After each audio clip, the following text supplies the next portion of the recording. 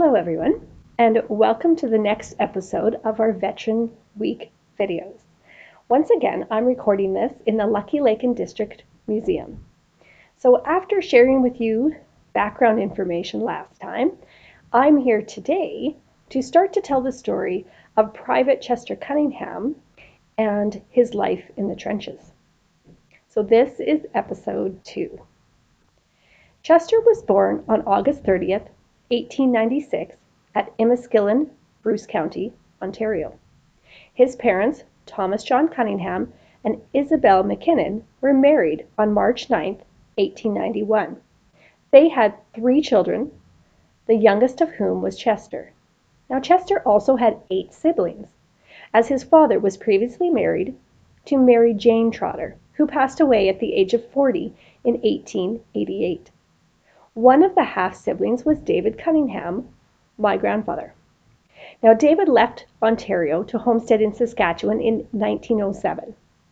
David was 8 years older than Chester, but they were close, and Chester missed his older brother when he left for the prairies. Now, Chester's family were farmers at Greenock, where he went to a small country school. They were strong Methodists who held prayers before chores every morning. The boys only allowed to miss prayers if they were getting the horses ready for work.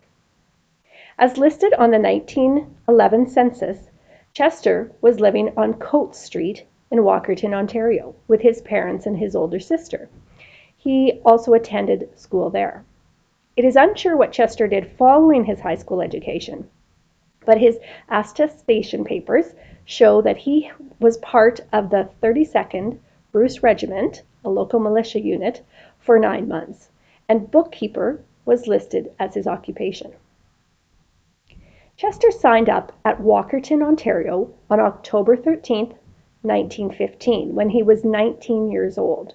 He was part of the 71st Battalion of the Canadian Expeditionary Force. It is not recorded where Chester did his basic training in Canada when he joined CEF, but it is very possible he went to Valcartier in Quebec, as it was the primary training camp for Canadian soldiers. Soldiers started with physical exercises, marching, lots of marching according to David, and general rifle training. Later, they were given specialized training in their field. For Chester, this was the light mortar 3-inch Stokes gun. It fired a high explosive shell weighing about 11 pounds and went about 800 yards. It was loaded by dropping a shell down the barrel. The shell fired from a shotgun-like blank cartridge that exploded when it hit a fixed firing pin in the base. Now, because of their short reach, trench mortars operated close to the front lines, and as such were often within the range of enemy fire. At first, commanding officers weren't sure about them, but with more training and new tactics, trench mortars were used to destroy gun posts, barbed wire, and trenches. Now, Chester arrived at Liverpool, England on April 11, 1916. In March of that year, enough guns were available for the light mortar batteries of all 9 of the infantry brigades in the 1st, 2nd, and 3rd Divisions, and for 3 of the brigades of the 4th Division. These were organized by May of 1916, which means when Chester was posted to the 10th Brigade Trench Mortar Battery on May 28 in 1916, he was part of the very first development of this area of infantry. Now, each of the battalions under the division had members of the trench mortar battery assigned to them. The typical trench mortar battery consisted of 5 officers with 60 other ranks to operate 8 mortars. So what does this mean for Chester? Well, at this point, the CEF was made up of 4 divisions. The 4th Division had the 10th, 11th, and 12th Brigades. Now, the 10th Brigade had 4 battalions, the 44th Manitoba, the 46th Saskatchewan, 47th British Columbia, and 50th Calgary. Chester's light trench mortar battery was part of the 10th Brigade, which provided support to these 4 battalions. In July of 1916, Chester was attached to the 44th Battalion after the 71st was broken up to provide reinforcements for other units.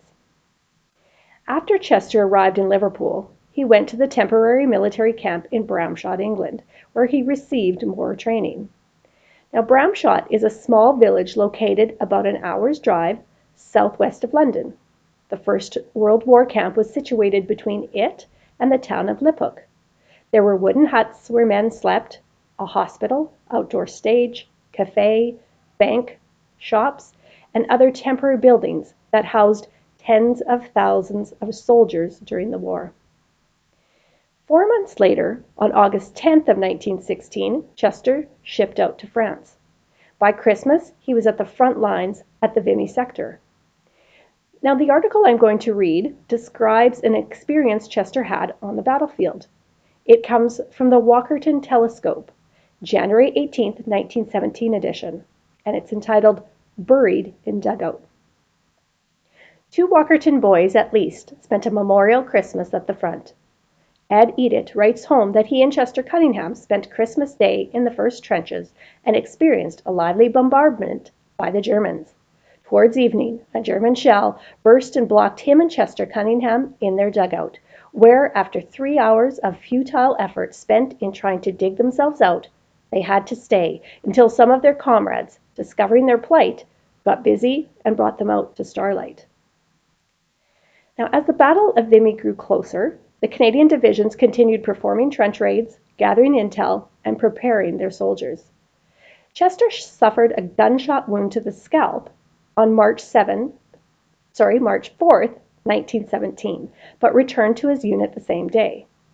The Walkerton Telescope described this event in 2 different articles, one of which even mentions my grandfather joining the war effort.